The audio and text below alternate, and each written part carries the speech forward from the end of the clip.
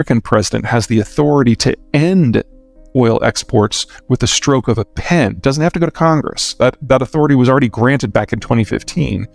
And since Biden is the most economically populist president we've ever had, there is no way he is going to expose the American consumer, the American voter, to high and volatile global prices if he doesn't have to. So the question just isn't when will the Russian stuff go offline? It's how much American stuff goes on offline with it. And if the world loses American and Russian crude at the same time, you're probably looking at crude prices never dropping below 150 again. And you're probably looking at a captured price in North America where they never rise above 70 again. Probably. There's a lot of ifs and statements linked to that prediction. Well, any sector you're going to be able to find companies that are in problems. The one I am by far the most concerned about on a global basis is America's Apple. Starting with what's going on in the tech sector, the pace of technological advance is going to slow considerably.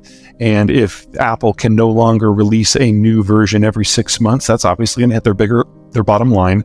But more importantly, roughly 90% of the supply chain steps that go into the average iPhone touch the People's Republic of China in some way. Now, a lot of that is going to be more on the low value add and assembly, but that's not nothing either. And without the Chinese as part of the supply system, it's going to take Apple at least 5 years to rebuild that supply chain capacity in other parts of the world. Now, most companies, I would say that would be the kiss of death. But this is Apple, and they've got a giant cash cow, and they've got a giant war chest, so they can afford to do that. But it's going to take them a lot of time. Well, again, green that can do math. And as a rule, I would say most EVs don't make it. If you believe Tesla, you can break even on your carbon debt in a matter of a couple of years, and maybe even economically a few after that. The problem is that Tesla data assumes that your electric vehicle was fabricated with 100% green energy and is fueled by 100% green energy, and that is just not the case. Most of the processing and most of the middle steps in manufacturing are powered by soft brown coal in China. And then even in California, only half of the grid is green. And then, of course, and this might be a shock to some people, people are relying more on solar than wind in most places. But there has never been a day where the wind shines at night, which is when most people are going to be recharging their cars. So even if you've got a reasonably clean grid, you're still probably charging your car with fossil fuel energy. So that story probably isn't there yet. The technology may evolve, and if the technology evolves, I reserve the right to change my mind. But today, no. In addition, if we're serious about doing this with the technology we have today, then the build-out needs a lot more power plants for solar and wind, a lot more transmission, a huge number of battery systems to replace all those peaker plants, in addition to electrifying transport. That means we need 3 times as much copper, 10 times as much nickel, 18 times as much graphite, 12 times as much lithium, and on and on and on. And we need it all by 2030.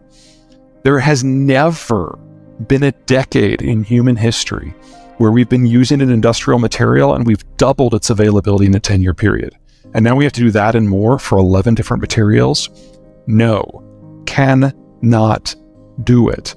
So what's going to happen this decade is there's going to be a bit of a come to Jesus moment within the green community when they realize that the dreams cannot match the realities. And that means one of 2 things will have to happen. Number 1, the dream will have to change to something that's more realistic.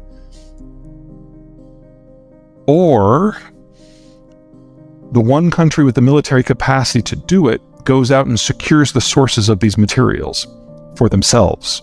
Because while the world couldn't do the green transition with today's tech, the United States might be able to. But that means taking all of those things off the global market. Well, I'm not a financial guy, so take that for what it is, or take what I'm about to say for what it is. We're going through quite a churn right now as the baby boomers are removed from the system.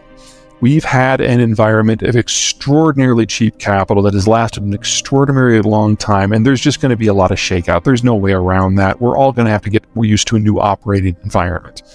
But if you fast forward just 2 or 3 years, when the vast majority of that money is gone, anyone who still has capital to deploy in that environment will discover that there's not a lot of competition in capital holders because the next generation, Gen X, is so much smaller. So you should expect the rate of returns 3 years from now to be significantly better on average than anything we've seen in the last 20 years, which means that financial planners will actually have to do their job and have to look for things that are companies that bring value and that aren't just being manipulated by cheap capital. For the investor, this is about to get a lot easier. For the investment professional, it's about to get a lot more competitive. Well, it's kind of funny because sometimes people have labeled me as the America's greatest purveyor of doom porn. So it's difficult to remain too cheery, but a couple of things. Number one, we are going through a period of extreme change. And yes, that means a lot of dislocation and destruction. But this isn't the end of the human condition. This isn't the end of America or Australia, maybe the end of China. And so we know we will get through this. Our systems are stable. Our demographics are pretty good. Our finances are about as good as you can get. We will get through this. And in the case of the United States, if we're really losing access to materials processing and manufacturing out of both China and Germany at more or less the same time, that means here in North America, we need to double the size of the industrial plant. And yes, that means inflation will be high for a good long time. But it's also going to be the greatest growth story in the history of my country and Mexico and Canada. And on the backside of this, we will have built a supply chain system that uses less workers, is more capital efficient, is more energy efficient, that employs locals to serve local markets, that's cleaner, that's more responsible, and it'll be largely resistant to international shocks. This is a good story. We just have to get from here to there.